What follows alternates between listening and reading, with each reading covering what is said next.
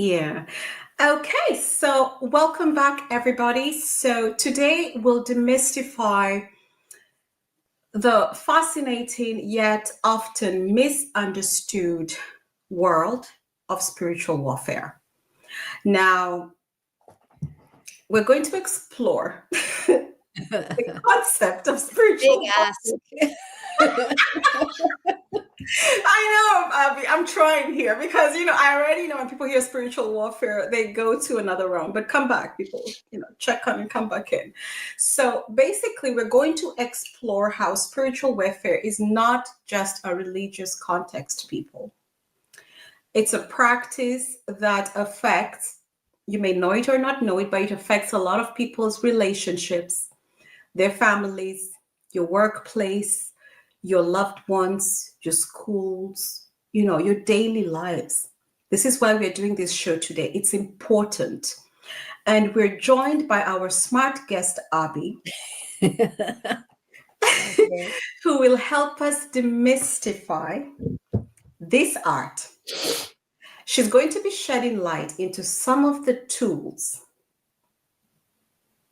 the mindset, and strategies, people, that can help you engage. Engage with what?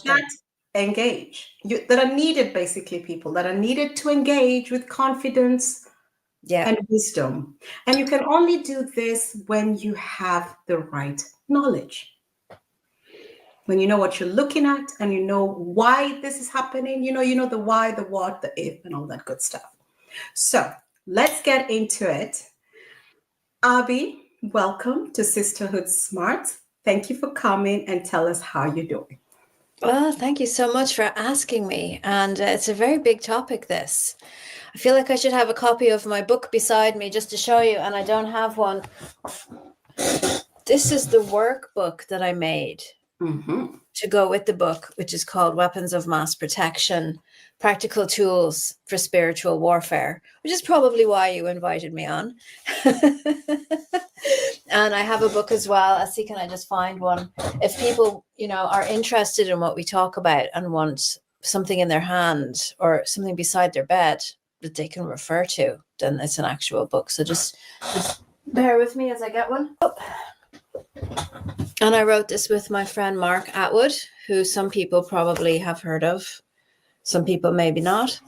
And we did it as a conversation. We're quite different in ways. And I think when it comes to spiritual warfare, that's useful to get different perspectives, different viewpoints, because it's different for everybody. When you think about warfare, you think about a battlefield, soldiers with guns, male or female soldiers now, but they're out and they're putting their lives at risk. They're in danger and there's explosions going off. And we see a lot of this imagery in the movies, on the television. So you would think, that's not happening to me. I'm not wearing a soldier uniform. I'm not out on a field. I'm not carrying a gun. I don't have an enemy. Why would spiritual warfare be something I need to even worry about? So that's what makes this so interesting, because Mark and I believe that people, humans, have been basically disempowered for generations in spiritual way. So we do not know who we are, and we do not know how powerful we are. And what we're learning in the last few years, and every year it's more and more intense, what we're learning is what we were told we were, but it isn't what we are. We're seeing all the conditioning, the old thinking. And there are people out there who are going, hallelujah, I knew it was this. I thought I was the only one that felt this way. But then there are people who are clinging on to the old for dear life because they're terrified. It's so much in their bones, in their blood, that this is what the world is. This is the way things are, that they can't fathom a totally different world. And so what we're going through at the moment is almost like having two different worlds at the same time. Can you relate to that? Does this make sense to you? I mean, you do recognize that some things, I mean, you can, but even the guests we have over here, sometimes we talk about topics that, when we get feedback, people will say, Faith, that went over our head. Can you break it down again? And I'm like, listen to it again, when you're ready. Because every time you listen to things or read books again, you get different information depending on your level and stage of development. So it's okay if you don't understand something today, you might understand it tomorrow. And so I get what you're saying, even though people may feel like they're not ready or they're in a different place in their life, it's okay. You may be there today, but tomorrow you may get, that, aha moment, like, oh my goodness, now I get it. So information is, that's why they say, information is timely. Sometimes there's divine timing. It's also timeless. And so, like you said, it's like we're in different worlds. And I think this has a lot to do with the programs, your cultural upbringing, your social engineering. And so you might be talking about something that is best. It's the same thing, exact same thing explained within, if someone from their culture community said it in a different way. So they're like, oh, I don't know what Abby's talking about. But if someone came and said the exact same thing you said, but used a familiar language, the familiar wording or the familiar tones or, art or, music or song or whatever form of expression, then they might get it. So I tend to not look at this, this world or different world. I just think we're in overlapping worlds, and it just depends on context. It depends on upbringing. It depends on so many factors. How people listen to things, how they embrace things, how they grasp things. Or if they want to. Yeah, or if they want to. And sometimes, like I just said, they may want to, but their culture or tradition or religious upbringing is creating a barrier. I don't know if you know where I'm coming Really with. interesting though, Faith. I heard something yesterday said by Alexander Quinn on my friend Mark's show, and he basically said, you don't need to be awakened. You don't need to understand what's going on. If you are not resisting, the energy changes. So if you're not holding on tightly, I need to believe that this is true, because if it's not true, my whole world is going to fall apart. And if you can soften that, then the shifts come in and happen whether you want them to or not. We're at a pinnacle moment here for the evolution of our consciousness field. And we share that field. It isn't like people are not separate from each other. I'll give you a very simple example of that. Movies coming out all at the same time about similar topics. We were watching only the other night, myself and my husband, one show that we liked is about spies. And then another show comes up and it's about a spy. And another one comes up about, and I'm going, there's a lot of spy shows around right now, behind the scenes in MI5, behind the scenes in the CIA. And I remember when I was a child, there was one year in particular, 3 dinosaur movies came out all at the same time. And then there was another year where 2 or 3 time travel movies all came through at the same time. It's a shift of consciousness. It goes to, there's a scientific, maybe some of your listeners will know this one, the scientific research done on the monkeys, where there were all these islands and all these monkeys on different islands. And on one island, one monkey washed his sweet potato in the sea. And he really liked the salty taste. And then the other monkeys around tried, and they liked the taste. Now, those monkeys couldn't leave the island, but some monkeys on the other island started doing it too. That has happened with birds. Yes, it has happened with birds. It has happened even with human beings. I learned that it's called morphic resonance. Morphic resonance in the morphic resonance fields. And I also heard that there were some sheep in Wales who learned that if they rolled over the grate on the farm, they could get through the because they have the grate there and they're afraid to put their paws in, their feet. So they just rolled over it and they could get out of the field in Interesting. Wales. And then they started doing it in New Zealand. These guys weren't writing postcards to the other sheep in New Zealand, you know. So I think we talk to each other. We do. Through our thoughts, through our energy. I think, you know, one of the greatest concepts for me that has really set the scene for mostly everything that I do is the idea of the collective consciousness, which was brought through by Carl Jung. And I have a beautiful image of you relax, you close your eyes, you go asleep, and you drift away, and you drift into this massive pool, and you meet other people there, and they're actually real people, and they might be from anywhere around the world. And you can sit down and have conversations with them because you don't need language. And then you come back to yourself, and you come back to your room, and you come back to your bed, and you wake up and you've been traveling somewhere else. So I think what's happening is the blockages from remembering those dreams, the blockages of learning and resistance have been released in, let's say, a tipping point where now it's beginning to flood more and more people. More and more people are waking up and saying, hang on a minute. Why do I have to go to a job for 9 to 5 to get money to pay the government tax, to pay the bank? I mean, I was looking at how much money was left on my mortgage last night, and I couldn't believe how much money in interest. I have paid the house twice over to the bank in interest. And it's like, why are they doing this to us? And so when you're looking in terms of, we bring it back to spiritual warfare, it's called a mortgage, mort. It, you know, because it kills you now. Because it's like a gauge. It's like this thing around your neck that just keeps you in your box, keeps you in your place. You know, when you go look at education, there are studies done where the majority of children are genius level when they're born.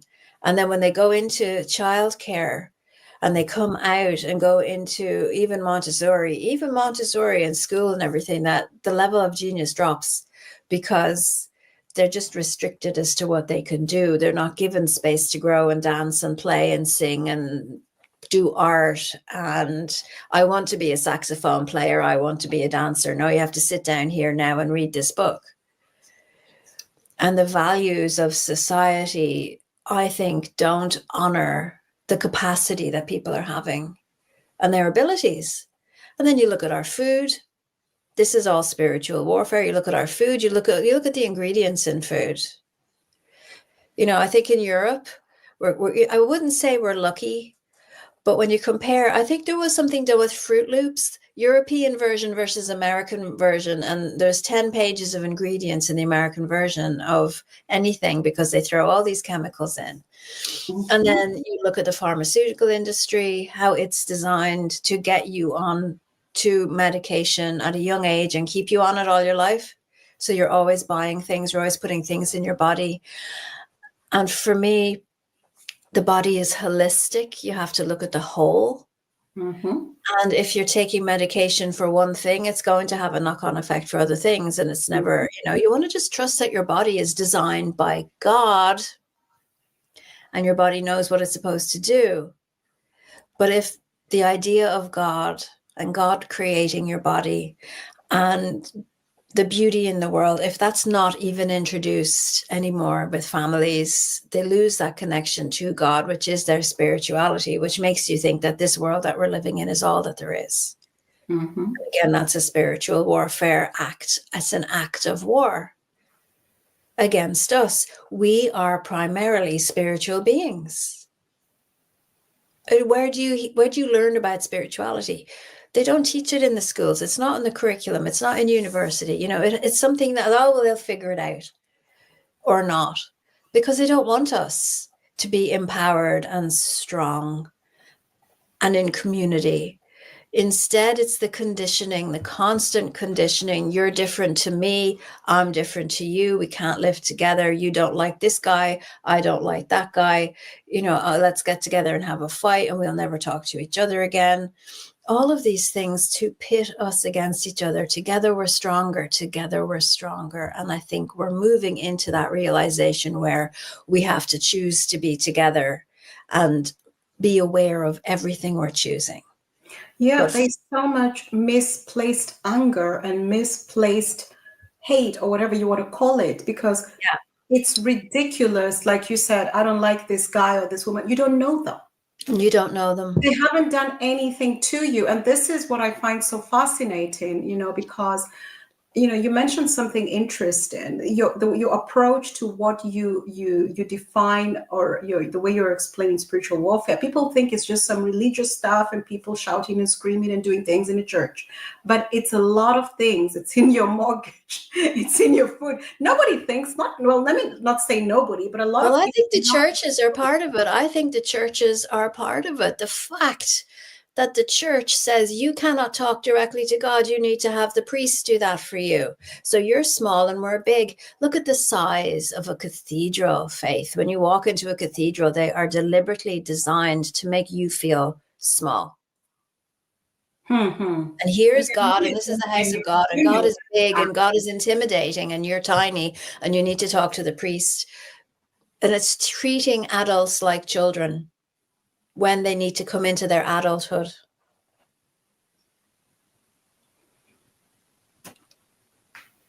I mean, in the Western world, there is no initiation ceremony to become an adult. Mm-mm. And I would have clients in their 60s Mm-hmm. with mothers in their 80s and 90s, and they're still being treated like children by the mother. And then the mother's acting like a child. Mm-hmm.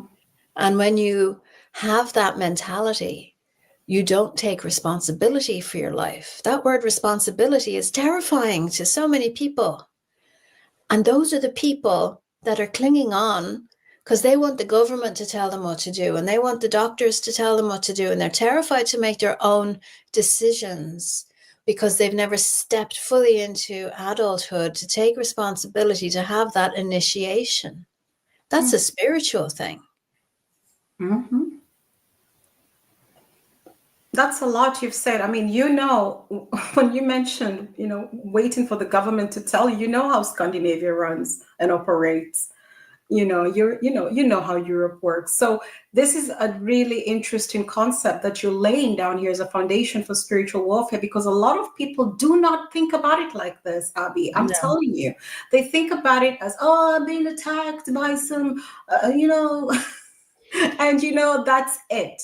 And they don't think about the things they do daily and how they're contributing to aspects of this spiritual warfare And that the is going on fundamental through you. lack of satisfaction with your life because you're told that this is all there is. There's your job, and now you can go on holidays, and that's your life. And you're And you supposed to. retire at 67. Here it is now, and they keep pushing the age up and up and up, and that, what I mean. And some people don't even get to live to retire, so they don't Well, get if to you're live sick to now, retire. Faith, if you're sick now, you can, I'm going to go in a suicide pod. I mean, what the heck is that? Oh yeah, that's already, yeah, It's that's a in. suicide pod. I think, it's like, because your life, I've had enough. I've had enough. And then the government encourage this because they don't want to have to pay whatever they're paying for your existence. That's, it's an extinguishing of the spirit. That's spiritual warfare. If I was to sum it up in one line, it's an extinguishing of the spirit. They want your soul. They feed off your soul. Anybody watching this has not watched The Matrix, the movie. Go and watch that movie. Yeah. I'm not saying this is a simulation, and I'm not saying that we are being born into avatars every day. But our energy is being fed off of, and we need to take it back. We need to take it back, and we can. Once you decide you want to take it back, it's like a domino effect. Everything changes. That's why I write these books. That's why I do what I do, because I'm here to teach people how to take their energy back. So when there's someone comes along that's an authority figure, like the mama or the papa, and you have the mother wound or the father wound, if you've healed that in you, then you initiate yourself, You can bring God in or not. But when you are the adult in your life, then you get to choose who has the authority over you and how you want to engage with them, instead of just turning into a quivering 5-year-old. And, when they get scared and they piss in their pants and, they do anything they're told to do because they're scared. Mm-hmm. Yeah. we, Seriously. we don't want to live like that anymore. Yeah, but it's so serious. And, Abby, can you just make it plain and tell us how someone can identify if they are experiencing spiritual warfare? I know you've already laid it down. Yeah. You've already said like 5, 6, or 7 things, but just make it Yeah. plain and go over it again. You know what I mean? Make it plain. Well, let's rake the coals. I mean, Mm-hmm. how do you know if you're being, let's call it, well, there's lots of levels of spiritual warfare. Mm-hmm. Okay, lots of different levels, just as there are lots of different ways of feeling sad. To make it very simple, you feel sad. And if you were coming to me and you were going to say to me, I feel sad today, I could make so many assumptions as to what that means. I would rather you tell me exactly what that means for you today, because your sad today can be different to your sad tomorrow or your sad last week. So there's lots of different levels and layers to this. So let's just say that people who are waking up to the possibility that their energy is being taken from them, or that they are not as powerful as they could be, or that they're not enjoying their life. Somebody keeps, at the most simplest level, there's a friend of yours that you knew at school and you haven't seen them for 10 years. You go and you sit down, you have a coffee with them, and you come away from them and you feel like crap. Because you haven't seen them for 10 years, right? And because the coffee session with them is so obviously the thing that's different in your day, when you leave and you feel like crap, it was because you were around this person. That's a big example where you can go, okay, I'm not going to go and see Mary Jane again because the last time I saw Mary Jane made me feel like shit. Or you could start to say, okay, what can I do so that I don't feel like shit? Because I really would like to see Mary Jane again. And you can start to play with that. But there are lots of other little things eating away at your energy all the time as well. And because it's happening every day, all the time, you don't notice it. And in psychology, they say that's the frog in the saucepan. Have you heard of that one? Mm-hmm.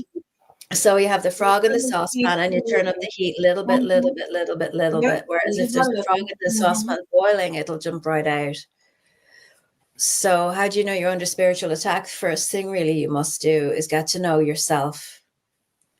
Get to be aware of the choices that you're making and the impact that they have on you, on your physical body, on your mental body, on your emotional body. Do you keep going back and doing things that are hurting you? You know they hurt you, but you keep going back and doing them. The awareness that you're doing it can change everything. So they're keeping you going around in little circles, these things, to keep you small. Because you say, okay, I don't want to do this anymore. I don't want to live like this anymore. So, having the awareness of that, because spiritual warfare sounds very big and grand, but having coffee with Mary Jane could just be looking at you going, okay, I'm carrying all of this grief, all of this anger, all of this pain. And here comes Faith, who's bright and beautiful and bubbly and happy to see me. And she's soft and she's open to me. I'm just going to throw all of my grief and my anger into her energy because it suits me to do that. Now, it's not a mental decision that's being made. It's energetic. And so then Mary Jane walks away and feels lighter and brighter. Yeah, she does. Because, I had a wonderful coffee. And then you walk away and you're feeling heavy, like you got run over by a truck and you don't know why. And they will tell you too. They will call you and tell you, oh my God, it was so nice. I felt so light. They will literally tell you, you made my day. It was fantastic. Yeah. And as you were describing the different things that could be happening in Mary Jane's life, I was thinking about how people's emotions and their mental state, you know, can actually influence what we call spiritual warfare, simply because they have neglected their emotions, that constant biofeedback that they get from their workplace, which everyone knows is very notorious for this negative heavy energy. The corporate world, everyone talks about it, but nobody wants to do anything about it. You know what I mean? They just go back and back and back, but everyone complains about how heavy the energy is in most of these 9 to 5 places. You know, and you mentioned this because it's inorganic.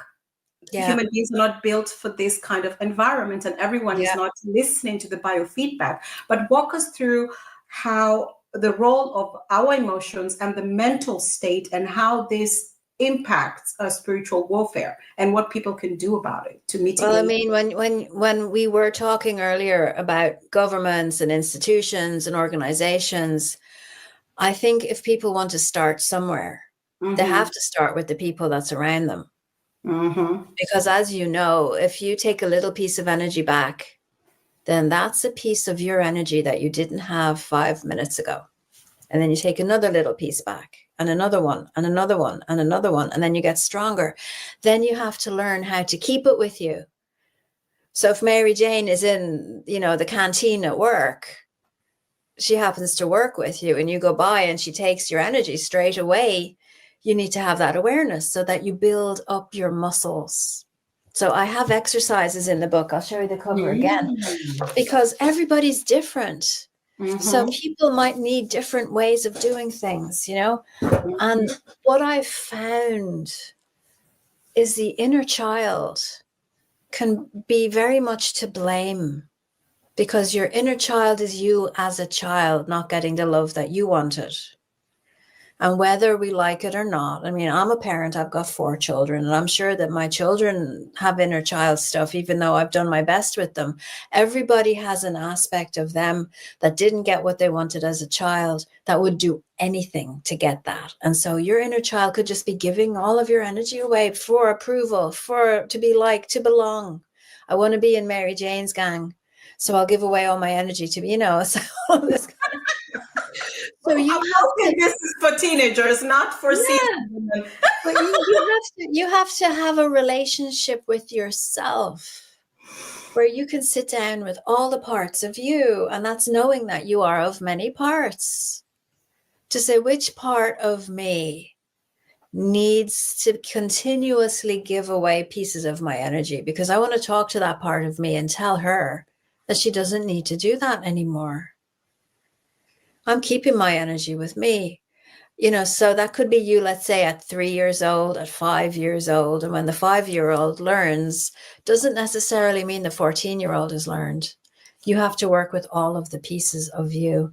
And that means seeing yourself as multidimensional, seeing yourself with many parts, many pieces of you. You know, we're all like big houses with many rooms, and when we go into different rooms, we forget about the other room. We come out and then we can go into another room. So we need to look after all of the aspects of us. So I have a very good exercise. I could share 2 exercises with you here on this video that would get people started, if you'd like to do that. Oh yeah, I'd love that, because these are some of the tools and strategies that we were talking about in the beginning. You know what I mean? Because you need to understand how to engage, you know. Yes. And you know, it's very dangerous to go and do things haphazardly and chaotically, because you don't even know what you're doing. You know, you're just, Exactly. I say, you're waving your wand chaotically and wondering why you're manifesting the most ridiculous things. So yeah, this is a great idea. So one of the simplest and easiest visualizations that I would give to clients to see what's your energy level is to imagine that you are some kind of a container. So what I find interesting over the years, if I say to people, imagine you're a container, some of them would imagine that they're a barrel, you know, like for oil.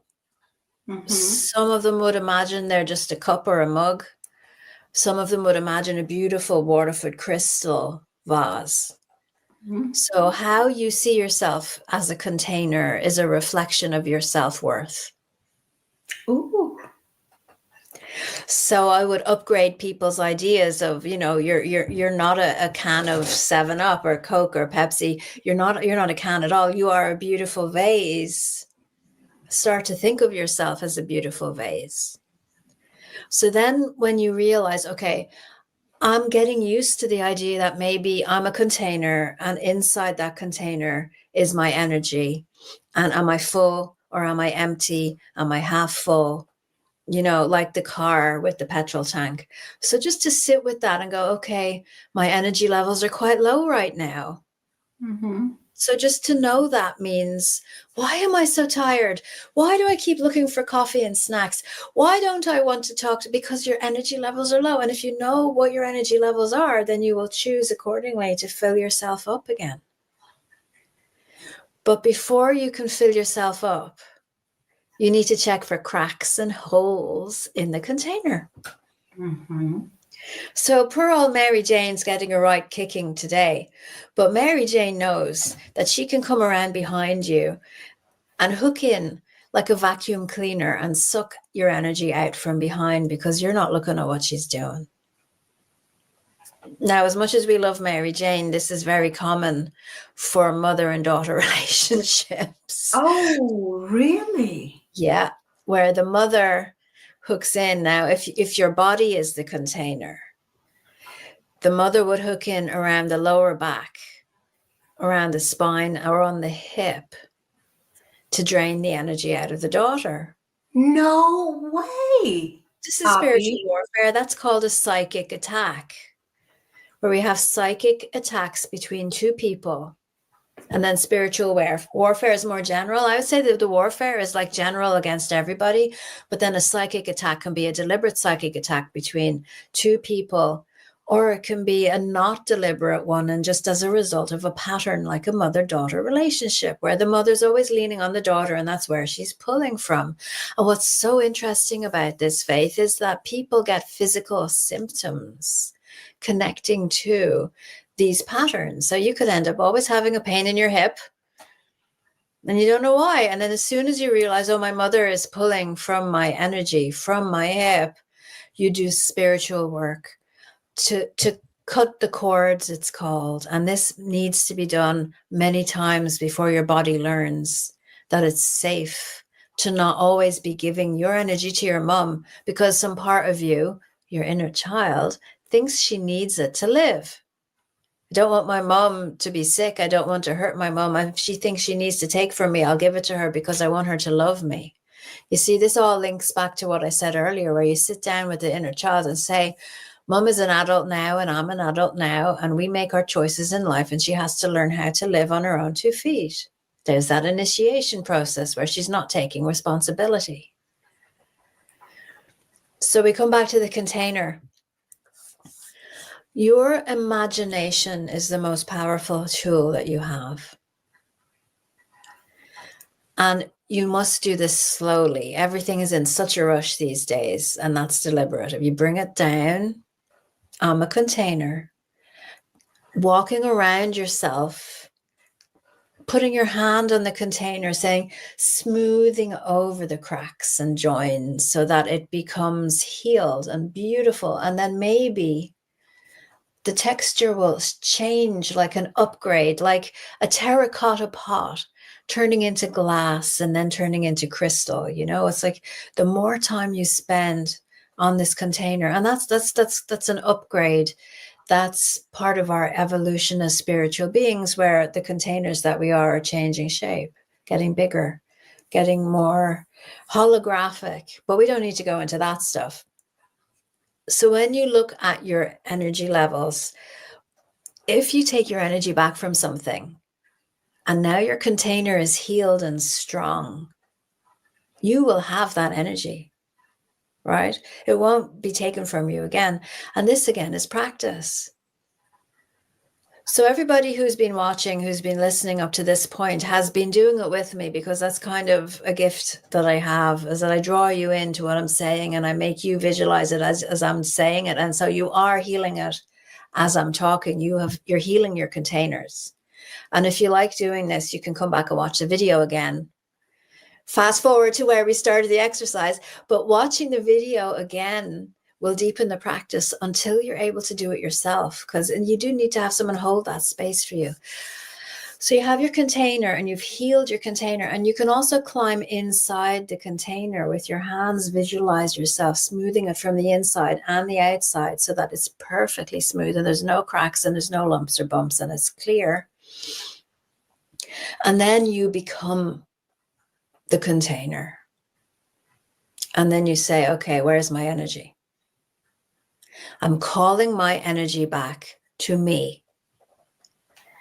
Now, if you do this at the beginning of every day and the end of every day, it changes your life. So let's look at the end of the day. After your day, before you go to bed, any energy that's mine, that's left me during the day, wherever it is, please come back to me now. Now, I'm not saying we're perfect individuals, and you might have taken something from Mary Jane yourself without realizing it. So you have to add this piece on and say, any energy that I've taken from anybody else, I give it back. Now you can, on the end of it, you could say cleansed and healed, because it's nice to give something back clean. It's nice to receive something back clean. I suppose if you borrowed clothes from somebody and you didn't wash them and gave them back unwashed, it's kind of the same thing. Yeah. So by visualizing the energy getting brighter and stronger and sharper, that's it, becoming cleansed.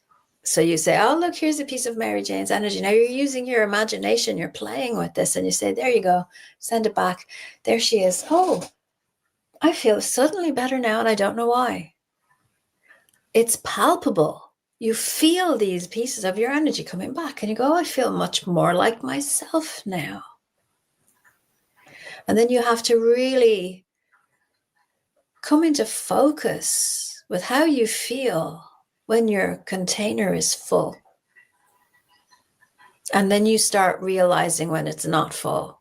Then you can see, oh, that was my coffee with Mary Jane. That's how I feel when I go into my job every day. This is how I feel if I don't go out for a walk during the week and breathe in the fresh air and talk to my favorite tree. How do I fill up my energy with myself and with the light and with my connection to God, with love? And it makes you stronger. So then you can catch these things as they happen, and you have more energy, more resources to handle things if something is going to happen. So we're already weak to begin with. We're just at the beck and call, and life happens to us. But when you organize your energy in this way, you then can start to begin to be the master of your life. You can say, oh, hang on a minute. Here's this person here, and they're going and having a temper tantrum, and I'm going to choose not to get involved. Because you notice what it is right away, because you're here, you're centered, your eyes are open, and you have your energy as a resource to put space between you and the other person. So we're talking about psychic attacks, we're talking about spiritual warfare. It gives you an edge to have an awareness of yourself, of your energy field, of how things make you feel, and of who you are. So when something is off, you'll notice it.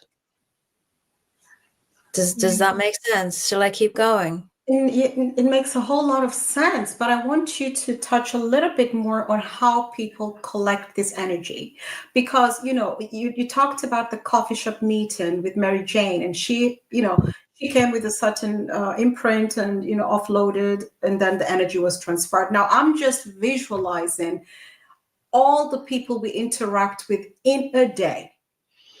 This was one person. So, and you also mentioned there's a constant exchange. So here I am, I interacted with Mary Jane. So when I left Mary Jane, I got a little bit of residue. Then I went to interact with Abby. So guess what is Abby getting, right? A little dose of Mary Jane, right? So then after that, I go to work. And then everybody is in this soup and gunk of unresolved, unidentified energy. Am I getting this wrong? Because I was just shaking my head, because Abby, when we meet people after a 9 to 5, they're famished.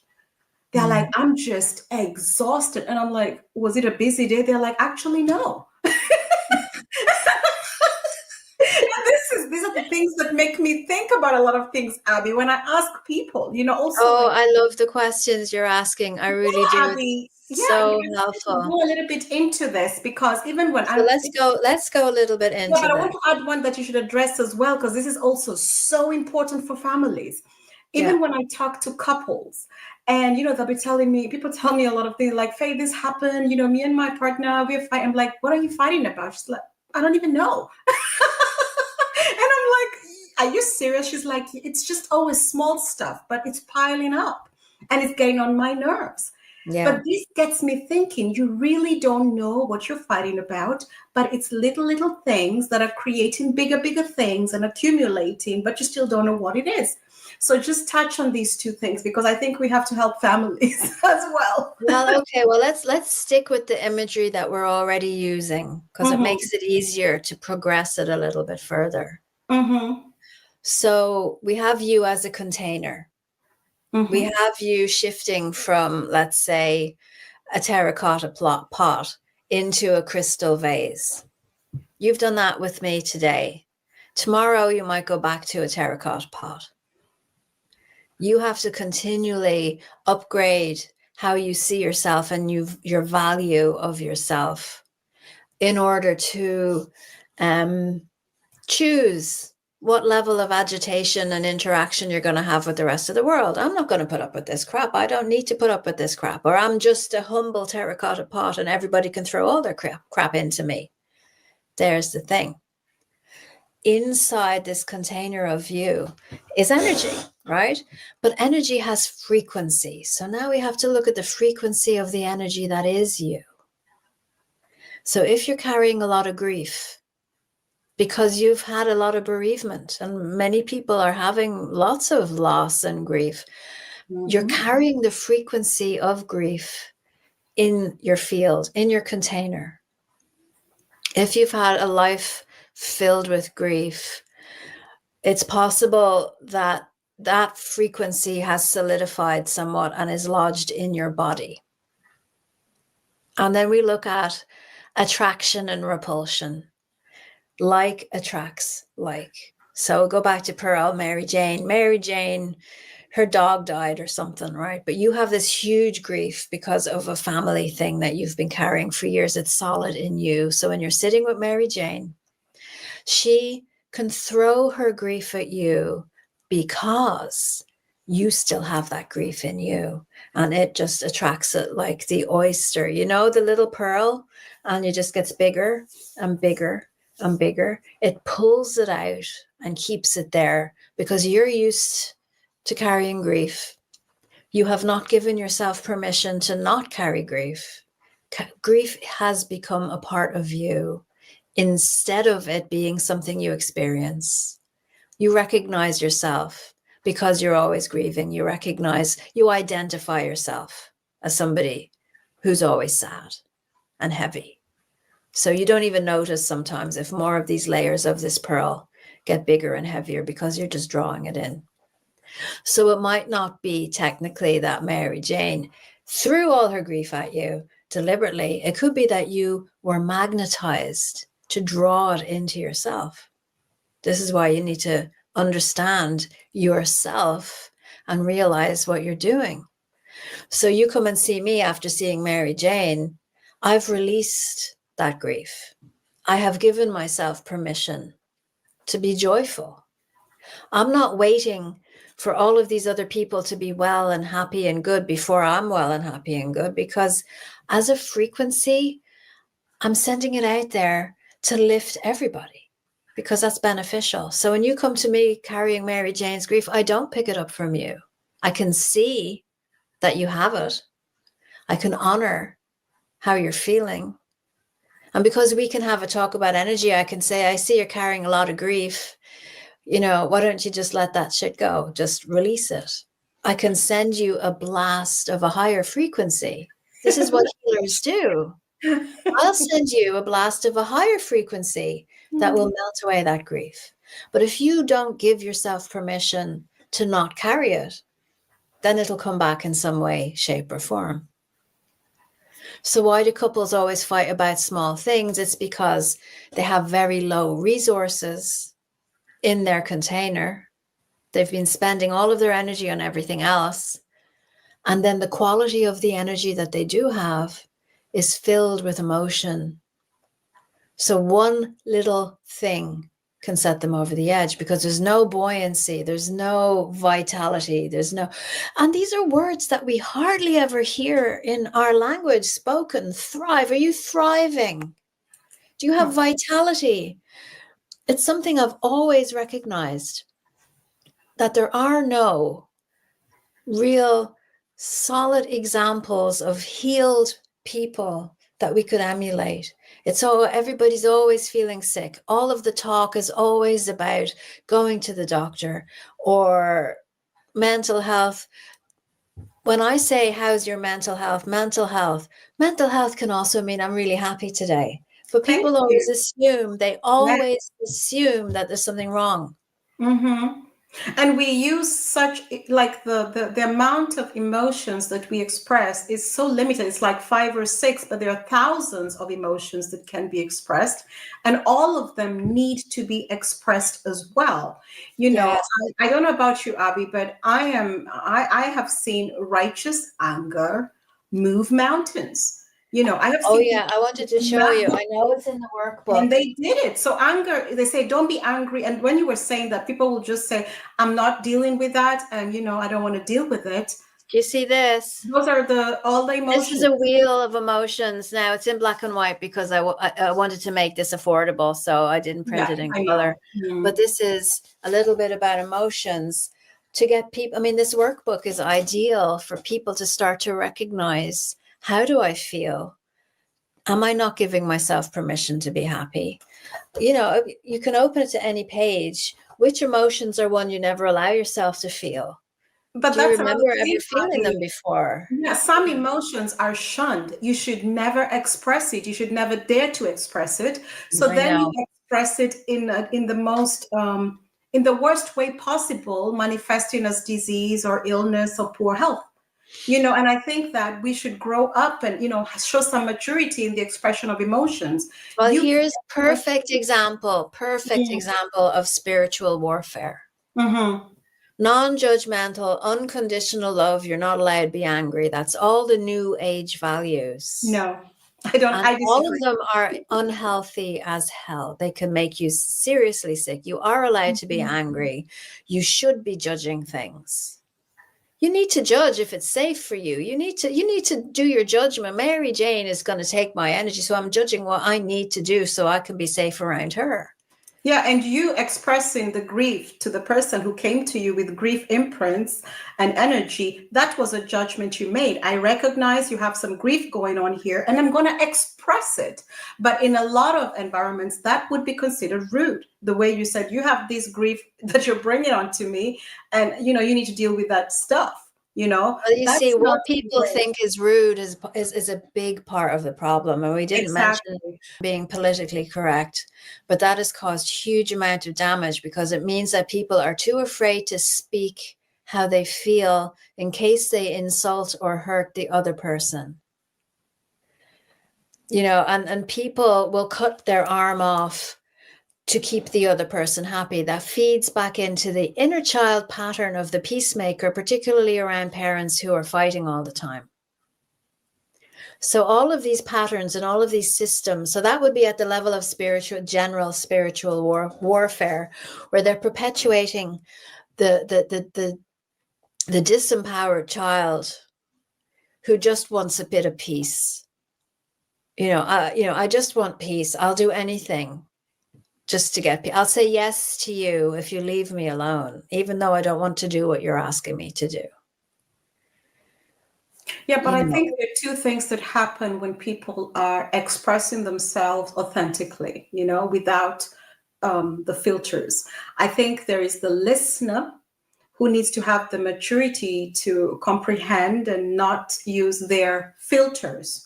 There are cultural, traditional, religious, and filters, because there's some things that you've said where somebody who's very, very religious would be like, oh my God, that's again, I think it's a two-way street. It's how you comprehend based on your filtering system. And I think right from the beginning, when you said that, getting knowledge and tools requires you to be able to receive, before you start to put it aside, receive the whole package and then take it, let it sit with you a little bit, you don't have to make a decision immediately, you can just let it marinate. And then when you're ready, you can, and take it piece by piece. You don't have to take it as one chunk, because it might be too much. But that's just how I see it. I don't see it as, you could express the most simplest concept, and for me, I'm not offended, but somebody else is like, Abby is the most wicked. No, yeah, well, I'm not for everybody. I'm not for everyone, because, people just want to pretend that everything's okay. Mm-hmm. Sometimes, but the proof is out there. It's not okay. If it was okay, we wouldn't be where we are collectively. I'd like to go back, though, to the container and to the second technique that people can use. Mm-hmm. Because this is really interesting. Let's just say you've healed your container, you've upgraded it, and you're starting to have an awareness, and you're starting at the end of the day. We have to finish that piece. All of my energy, please come back to me now, cleansed and healed. Any energy that's not mine, I release it now, cleansed and healed. And you do it again in the morning, because as I said at the very beginning of this show, we drift into the collective consciousness field. We might have left some of ourselves there, and we might have picked up something there as well. So it's just spiritual hygiene. You're not going to clear all of your grief like that, all of your anger like that, all of whatever it is that's keeping you heavy and hurting your body. You're not going to clear it all in one. You have to realize it's a process. But what you can do when your energy levels have come up, because you're respecting yourself enough to allow them to come up, to preserve them for yourself, is you can then use a technique that I call the golden egg. So if you imagine a golden egg around the container of you, so that the container is in the center, yeah? And what you're doing is you are putting some of your energy into creating this golden egg. And it's like an egg, but it's solid, right? It's golden and it's solid. And, someone could try and get in and they won't be able to crack the shell. Now it's see-through. Some people are like, I can't breathe because it's too dark in here and I can't, it's it's imagination. Make it as big as you need to. And when people do this, sometimes it's like, oh, I feel very kind of claustrophobic in this golden egg. And it's like, because you made it too small, make it bigger. And people start to have an awareness then of how big they actually are. You don't want to walk into the office, 9-to-5 job, feeling big, feeling bright, feeling happy. Everyone's going to be angry at you. This is the culture, isn't it? Anyway, so you put your golden egg on, and again, just like we did with the container, right? You make sure there's no It's funny, isn't it? Because it's true. You don't even have to wear loud clothes. You can be loud because you're shining your bright light everywhere. And that's what they do with the children to try and extinguish their light. How dare you have so much light? And they slap them or they put them down. And that's another story for another day.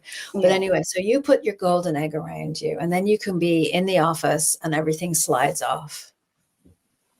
And you can go into the canteen and get a coffee with Mary Jane there. And, you might still be pulling the grief, but it can't get through the golden egg. So it slides off. So you start to feel like you're wearing armor. A little bit like in the Bible, the armor of God. Yeah, put on the armor of God, yeah. Mm-hmm. Yeah. So you're doing this, you're putting on the armor of God, which is also golden. But the problem is you start looking at your work So you're in the office with Mary Jane, you start looking at your work. The Excel spreadsheet is so interesting and you're really in there and and she walks past, you forgot about your armor because you're in your Excel spreadsheet and then she can do it. So you have to keep a piece of your awareness on that you are protecting yourself like this, and it can get very tired. So the process really is, I need to protect myself. I need to do my inner work. I need to protect myself. I need to do my inner work. I need to protect myself. I need to do my inner work. So when you're doing your inner work, you're releasing the heavy frequencies that you're carrying in your containers so that you have less and less likelihood of attracting things. Then you don't need that visual protection so much, because you start to change and shift your frequency so that you can sit with Mary Jane and you can listen to everything she says and you can go, I'm really sorry that your life is so terrible, but it's all the choices that you made and now you have to live with them. That's the consequences of your choices, and that's what it means being an adult. And I'm not taking the blame for that. And maybe I won't meet you next week for lunch because I'm feeling crap out here. And you walk away and you feel okay because you don't feel responsible for her. You don't feel apologetic. My life is great. I'm bright. I'm happy. I'm doing stuff. And yours isn't. And it's your choice. And it's also my choice.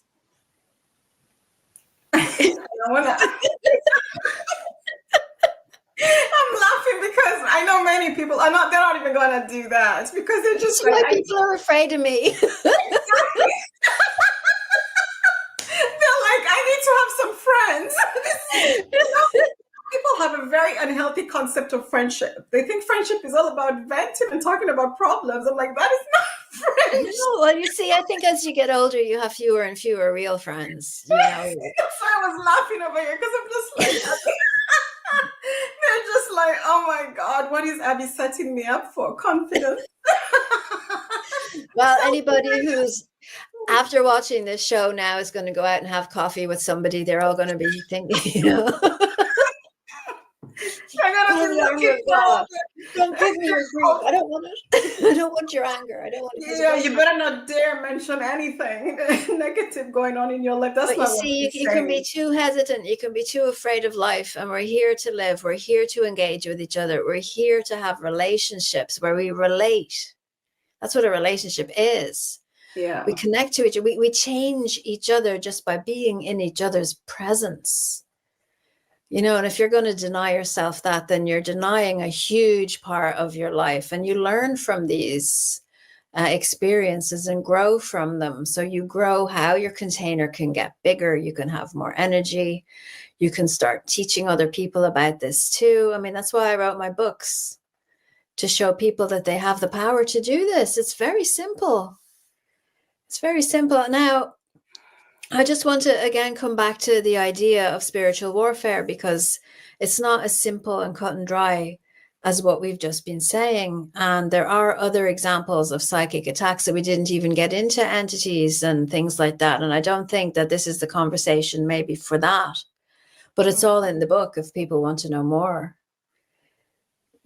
So you really have to start with you. You have to start with the relationship that you have with yourself, to allow even if you allow yourself to be big and bright and happy when you're on your own, when there's nobody else there, and you can be unapologetic for who you are, then that's a really good feeling that you give to yourself. I allow myself to sing in the car. I allow myself to love the birds and the sky and nature. And I allow that energy to flow through me. And it makes me feel alive and vital and stepping out of survival mode, which is back to spiritual warfare, how they're having us all feel like we're just surviving here. We're not. We have an opportunity to create something beautiful with each other. Yeah. So we should be doing more of that. Yeah, how did we get here where you need permission to enjoy nature, to celebrate nature, to enjoy the birds? That's really veering so far off from the mark, to have to allow yourself to sing if you want to sing, dance if you want to dance, and everyone comes and looks at you like, oh, how dare you sing in the office? Exactly. Now, I don't mind if it's your children and you're embarrassing your children, that's one thing. But if it cuts you off from the truth of who you are, yeah, And I again, coming back to some of my clients, I had a 68-year-old woman who had the potential to be a concert hall violinist. Her father took the violin away from her when she was 13 or 14 and said, "You're never going to make enough money doing that." And then she never allowed herself play the violin again, just for love, just because she loved to play. Yeah. So I encouraged her to go back and even get lessons again and just rekindle her love for the music and just being there and creating something why can't you have that? Yeah. You know, and these are the patterns we have to break. She wasn't giving it to herself. And at 68 years old, you have to be responsible for your choices. And she was choosing to stay stuck in those patterns. This is the work you have to do. And I love that you shared that example, because that is the example of millions of people. There's so many people who can paint, do wonderful art, sing, and and they will tell you the same thing your client said. I was told, shelve it. You'll never make money doing that. Forget it. And literally, and they were told, go and do that medicine. Go and be a teacher. And that's why we complain about some of these teachers who couldn't be bothered about children, because a lot of people are in professions that they did for the money, for the wrong reasons. They're not passionate. Because they were told. That is a brilliant, brilliant point. And then they're not madly in love with the job, whereas there are people who love to be teachers. Exactly. Yeah. Yeah. So Abby, it's about that time. I just have one last question for you before we head out. What advice would you give someone who is just beginning to explore the world of spiritual warfare? I would say keep it slow. Don't get overwhelmed with information. My biggest and most important piece of advice is never, never, ever look up stuff on YouTube at night. I'm serious. Can you tell us why? I know I'm laughing. Do your spiritual research during the day when you're wide awake. Coming back to the imagery we were using, there's no crack in your container. You're not drained, because spiritual warfare is real. So you must be feeling fit and at your best to engage with the information. Because if you're tired, let's just say you take your phone to bed and you're cuddled up in bed and you're flicking and scrolling on spiritual warfare, and something gets into your psyche, it jumps out of the phone into your screen. Those horror movies are based on things that can actually happen. They can happen. Don't do that. That's what I would say. Don't do that. Do it during the day. I'm not saying don't research it, but I am saying to be very mindful of your circumstances, of your environment. And if you really are interested in getting stronger, getting spiritually fit, learning about, I have it here for you. I have the book. I have the workbook. And this will really help you build up from scratch. Start at the beginning. But you have to be patient. You have to know it's a process. You're going to see things about yourself that you don't like. You're going to have to be strong enough to be able to face those. You're going to see things about people you love that you don't like, that you didn't allow yourself to see. You need to be strong enough to face those. Doesn't mean the relationships have to end. It just means that you have to change how you engage. So there's a lot to this. There really is. And I hope that people are feeling, after watching this, that at the very least, they know how to bring their energy back, how to strengthen their container, that is them, how to even throw the armor, the golden egg, the armor of God around them if they need to, and start to notice by experience what changes in your day because you're doing this. Yeah, I like that you said that you might not like what you see, but it's not always a bad thing. It's just something that you need to address and to work through, because I see a culture of discarding people just because one little aspect of them does not fit into your ideal image of them or what you think they should be. And I think that's also a form of controlling the other person, because they're not here to be your perfect person. They're here to be them. And and no one is entirely bad. I disagree with that concept. Everybody has something good about them. And I see the culture of, I'm not going to deal with her, she's like, and then they name one thing that person is, and then they're like, I'm blocking and discarding. But they could be having a bad day, or they could be going through a crisis, and you have to realize that healing is not going from A to B. It's very messy, and sometimes somebody feels like they're going backwards to go forwards, and somebody might be going backwards and say something off. It could be right before a spurt for them. And that, so disconnect and come back. It's like YouTube. I'm talking about YouTube. You could be following somebody, and then suddenly it's like, I can't listen to anything that this person's saying. It doesn't mean there's something wrong with them. It's just a disconnect, and then come back in a week or a month, and maybe something will have shifted. Maybe it's you that's shifted from them, and they're just the same, and you're just hearing things in a different way. So being open to all the possibilities, and not, again, back to this holding on to things have to be the way, that I need them to be this way. No, you don't. You're just telling yourself that. That's what people don't like to hear. Yeah. And I think people don't also like to look at the reflection in the mirror, that, you might be the problem, not the person you're pointing.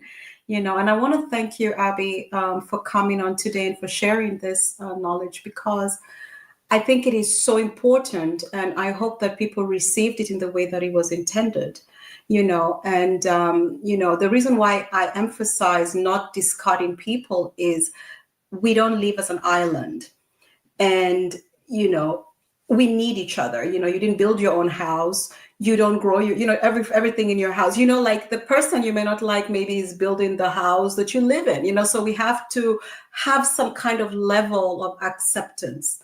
And I'd like you to maybe share something that we might not have touched that you'd like to share before we head out. Wow, that's it. Well, yeah. I'm teaching practitioners this year. And so it'll be, first of all, doing your inner work, because a lot of these practitioner trainings never do that. And so they can be very toxic relationships between a therapist and a client, because the therapist is projecting their need onto the client. So my therapists who will graduate from the way I'm training will do their inner work first. And then we're going to be looking at mindfulness. We're going to be looking at energy healing, shamanic techniques, and psychotherapy, and how to weave it all together. And then I'll be teaching people how to build their own business, how to get clients, and how to maintain their boundaries and their energy levels while being a therapist. So there's a lot in this. It's like a master's degree. So if anybody's interested in that, I'd love to give you the link to put below, and the link for the books. And it's here when you want it, just allow these things to be seeds, planting seeds in yourself, and let them bloom over time. And they take as long as they take. Yeah. So thank you for that opportunity. Yeah, you're welcome, of course. Yeah. And so to all our listeners, thank you for stopping by. This was our smart guest, Abby Wynne. All her information will be in the description. So, of course, as always, on every show, we invite you to go into the description section and get the information there, the links, email, website, everything will be there, including the book and all the information. So check on in and see what you can grab or not, whatever floats your boat. Okay. So until next time, goodbye. Bye. We talk about our dreams and plans, the future we both hope.